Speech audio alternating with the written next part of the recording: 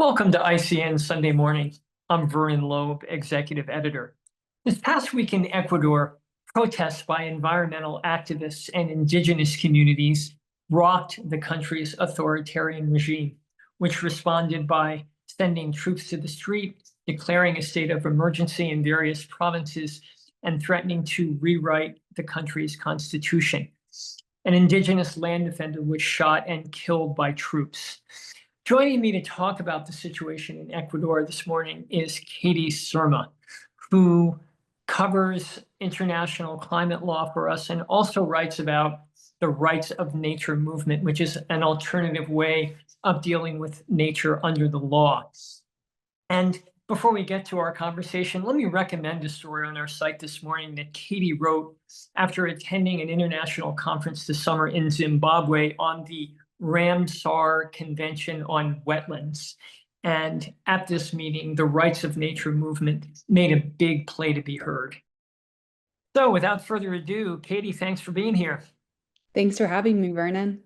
So tell me, what precipitated this crisis in Ecuador? Yeah, so it didn't come out of nowhere. There's both short-term sparks and longer-term issues that contributed to the protests. And in terms of the longer-term issues, Ecuador's really been at the forefront of this fight between two competing visions, an extractive one and an ecocentric one. Since oil was discovered in its Amazon region in the 1960s, the elites in the country have promoted oil for export as the way to turn the country into a rich one. Fast forward 7 decades or so, and Ecuador's still poor. It's deeply in debt, and it's got this massive legacy of toxic pollution. Today, those same elites are looking to double down on that model with oil and now mining. And then on the other side, Ecuador has some of the strongest indigenous and social movements in the world. These are people who are deeply in touch with nature. Ecuador is also one of the most beautiful, biodiverse places in the world. It's where the Andes Mountains meet the Amazon. It straddles the equator, and that's made it so one of the most biodiverse places. So, those folks advance a different way of living, a different way of seeing the world. They look at places like the US and how much we consume, how our lives are so online, not in real life. They reject that. And so it's really, the bigger picture here is a collision between those two worldviews. But more, on a more granular level, or more recently, a few things have happened. One, the government's announced plans to ramp up extraction, expand oil, expand mining. Two, transnational drug organizations have flooded into the country. The government has used that as a reason to crack down on civil society, including indigenous and environmental groups.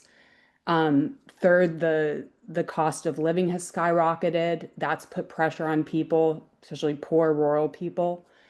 And then lastly, the government's rolled back environmental protections. And so it's a complex picture that's a little reductive, but that's sort of the broad look at it. Yeah. So in the story you wrote that we published on Monday, you focus on the killing of the land defender and other attacks on environmental activists. So how common are these kinds of attacks in Ecuador and around the world, and how relevant are they to the rest of the world and to us here in America? Yeah. So, I mean, these attacks are an epidemic. There's a few organizations that track them, and about on average, 3 environmental defenders are killed every week throughout the year for taking action to protect their lands, their territories, or the environment more broadly. These are people like Efraín, who I wrote about. Their fathers, like him, he had 2 children, mothers and grandparents. And so when these killings happen, it's not just one person, it's a family, it's a community. And usually they're not seen like Efraim's was. There was a video of his killing, and it shows, him being gunned down in the street as he's marching, you know, marching against government policies. And it shows the, armed officers coming up and kicking someone who was kneeling over him, over his body. So that this type of thing doesn't happen in a vacuum. This isn't a rare thing. Usually they're preceded by non-deadly threats, harassment, or stigmatization. Um, Experts who research say that when leaders call environmental defenders woke or label them as anti-development, that worsens the problem, putting people like Efraín more at risk. And so, what does it have to do with the United States? The first thing's maybe a little bit obvious based on what I just said. We have a president who's using the biggest microphone in the world to discredit environmental protection work. His administration's been, a fire hose of disinformation about climate change and the environment. And he's also carrying out unprecedented attacks on civil liberties like free speech. My sources in Ecuador last week told me that Trump has made it all the more easy or acceptable for their government to do this. Ecuador's president, Daniel Noboa, is a Trump ally, and he's using the power of the Ecuadorian government to go after his perceived enemies like Trump has. Um, there's also another, connection between these types of killings in Ecuador and the US, and that's that our companies go there. And what I'm about to say is coming from court records, court rulings. Um, Companies like Chevron and ConocoPhillips have gone to Ecuador, they violated human rights, left behind toxic pollution, and then just came home, and US shareholders profit all the while. So, there's that connection. The US is one of the biggest buyers of Ecuadorian crude. And just, I mean, the last thing, I said crime has exploded in Ecuador.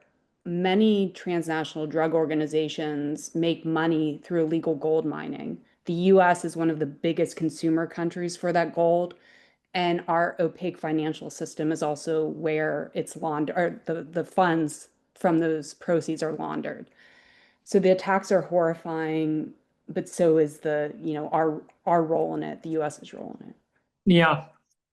Let me step back for a minute and look at what Noboa has proposed in terms of constitutional changes in Ecuador. One of the things he's talking about doing is rescinding or removing the rights of nature provision that's in the Ecuadorian constitution that grants legal protections to rivers, species, ecosystems, just like humans and corporations enjoy.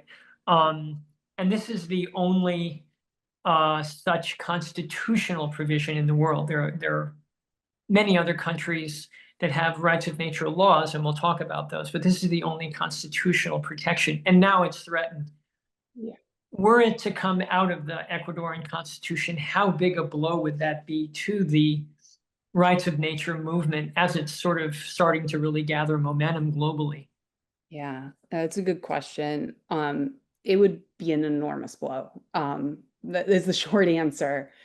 Uh, Ecuador's been at the forefront of the movement, both in terms of its legal expression, but also the philosophies, the a rights of nature way of living, so to speak. The strong indigenous movements I mentioned before, that's why they are the reason why this is in Ecuador's constitution.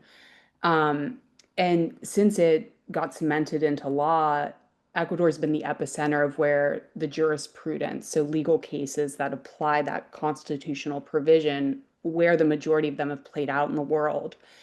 And that's the country's, I hate to say its biggest contribution, but one of its major contributions to the movement. It's shown that the mousetrap works. It shows how the laws work in practice and proven that they do work.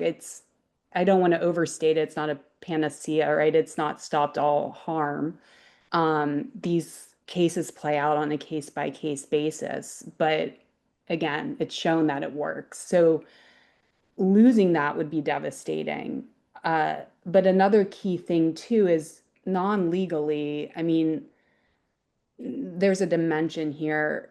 law shapes how we think, it changes how we behave, it says something morally about us. And I think a good analogy is, when women did not have legal rights, when women were considered property of their husbands or their fathers, harm like forced marriage or domestic abuse was just more accepted.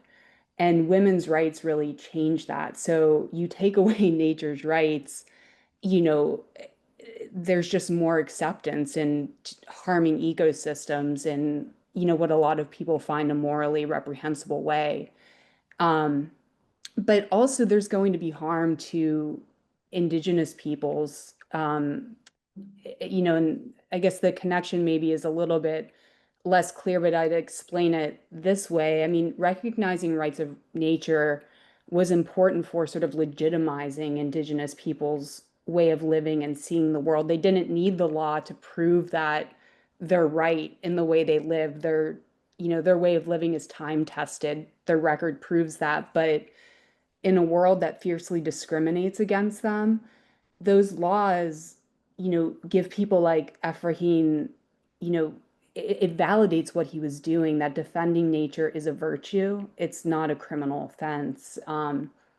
So yeah, so it would be a huge blow legally, culturally, all of it. Yeah, and what's so fascinating to me about Ecuador is many of these indigenous people who are fighting for, a more nature-centric way of viewing nature are uncontacted people. They are literally people who have not really been in contact with the developed world to this date, even. Yeah, no, that's right. And I mean, there's also communities in what's called in recent contact, right? Um, and I think for a lot of Americans, like we don't think that way. How do you handle, a situation where people have not agreed, they haven't been conquered, so to speak, and they have very clear rights, yet these industries, oil mining, they're pressing in on them, threatening their very existence. Yeah, yeah. So what about the rights of nature in the United States? It's obviously a very alien legal construct to the one we follow, which is very geared toward human property rights. But I guess a lot of people would be surprised to hear that the rights of nature movement was sort of born in the US, like, computer chips and solar panels, which we've also now lost to other nations. But this movement started here. Um, where is it in the US? Is it making any progress here? Yeah, yeah. So I would say like Western laws took root in the US. 2006 is usually the first marker that people put that down, but Native American nations have had this in their customary laws and sort of ways of governing themselves for a long time. And it is surprising for people that in North America, I think there's like more or close to 200 non-binding resolutions, or attempted laws, rights of nature laws. But yeah, in the mainstream law and actually, binding law, the movement's had such a difficult time of taking root in the US. And there's a couple reasons for that. I mean, the industry opposition is enormous. When the laws pop up, the money that goes into trying to defeat them is enormous. Mhm. Um, and the US is like the belly of extractive capitalism, you know, uh, oil, mining, et cetera. And those industries have sort of entrenched themselves into the law. So they've created hurdles, for this sort of transformational change to happen in places where voters have like overwhelmingly voted in referendums for rights of nature laws. Courts or conservative state legislatures have just overturned them. Uh, Yeah. yeah. It's interesting. You and I both live in Pennsylvania. I live in Philly and you live in Pittsburgh. And Pennsylvania has sort of a rights of nature, clean environment provision in its constitution, interestingly. And the first rights of nature law, right, in America was passed in Pennsylvania, was it not? It was in 2006 in a very rural, conservative what would now be a Trump area, Tamaqua, Pennsylvania. And I Yeah, think that law is still in the books, though it's yeah, never been enforced. right. And there's never been a U.S. judge who has recognized a local rights of nature statute, right? No, but there's a place to watch, which is in Washington State, a rights of a watershed, a river watershed has passed through a resolution. And I don't believe it's been applied yet, but when someone tries to enforce it, that will be something to watch. Yeah. And if it is granted and a watershed is given legal rights, how would that work? Would there be sort of like a human receiver to oversee that process or? Yeah, well, so technically under that law, I mean, the watershed has rights now. It's a matter of whether, a court allows the law to stand.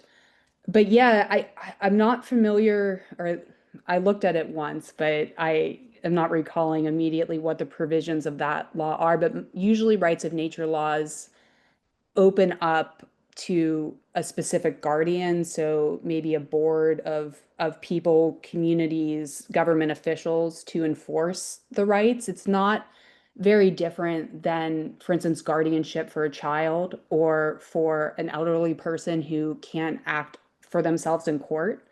So similar arrangements, corporations go to court every day with human representatives acting for them. So it's a similar structure.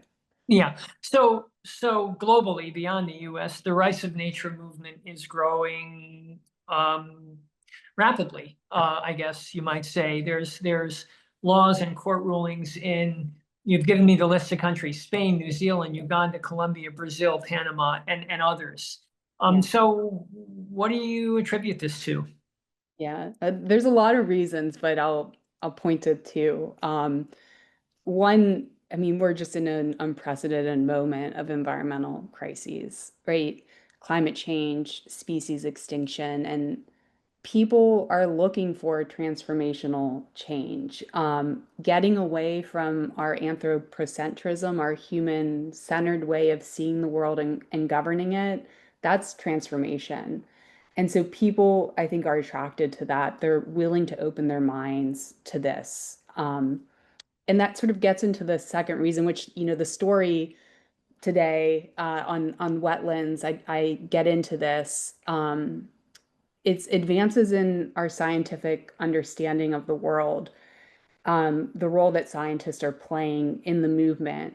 Western legal systems evolved at a time when we thought that animals function like machines. If you kicked a dog and it yelped, it was, thought to be a mechanical reaction.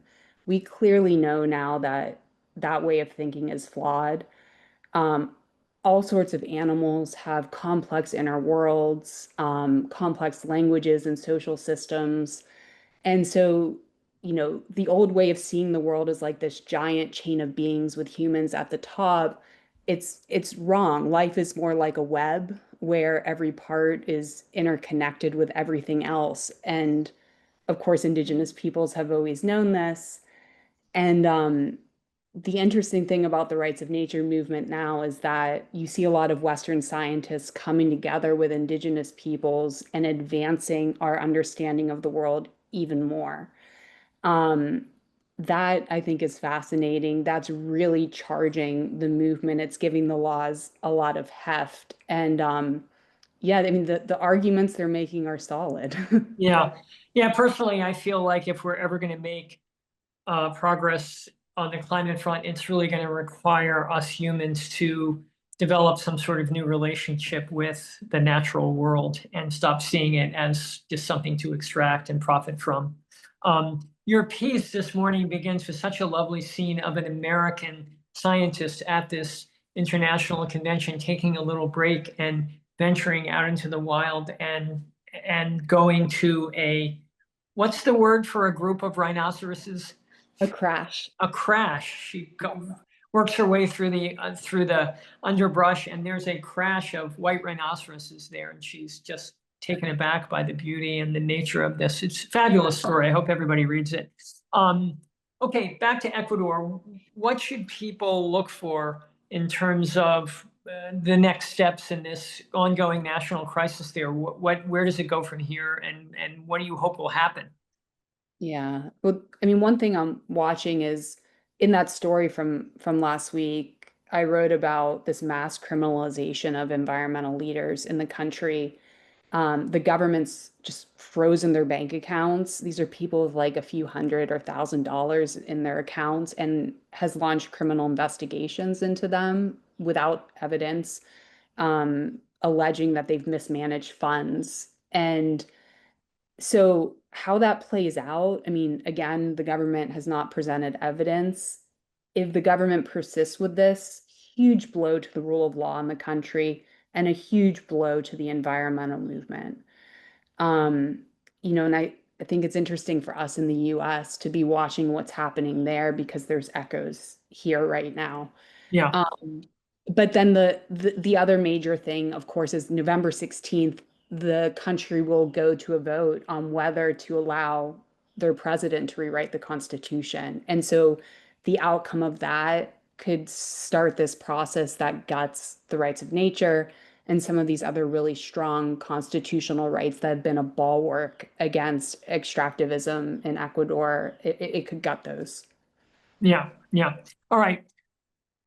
We know you'll keep watching it for us, and you need to come back and we can talk further when the situation is more clear in Washington on how the courts construe that law, and then what happens to that river watershed there, which currently has rights Yeah, in, exactly. in the United States. Exactly. Yeah, Yes. great. Katie, thanks so much for joining me. Thanks, Vernon. Yep. And thanks to all of you for watching, and for reading our work, hopefully reading Katie's story this morning. We really couldn't do it without you.